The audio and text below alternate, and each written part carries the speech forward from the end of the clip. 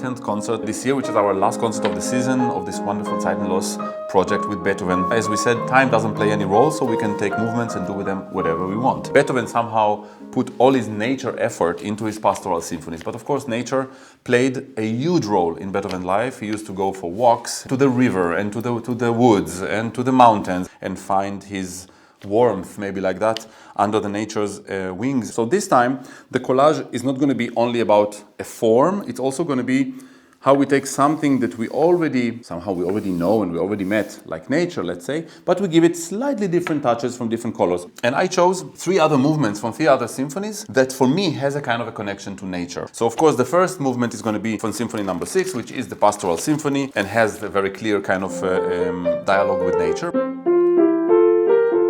But then we're going to go to the second movement of the second symphony, which is quite an unknown. But this movement is an extremely beautiful movement and very smooth kind of movement of nature and could have been wonderfully a movement in the pastoral symphony. Then we're going to go to Eroica. And if you remember, there is this very beautiful kind of bird or, I don't know, some kind of a sound from the woods.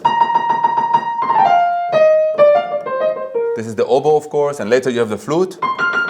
For the fourth movement of that collage, I chose to go to the 7th symphony, which on the surface doesn't have a very clear connection to nature, but I thought that it represents a kind of a very, very deep message from nature, which is the message of rebirth, of the circle of life. It's kind of nature in its, most powerful kind of effort. One of the main motives of this movement is a scale. You see, like here, for example, ta-da-da-da-da-dam, ta-da-da-da-da-dam.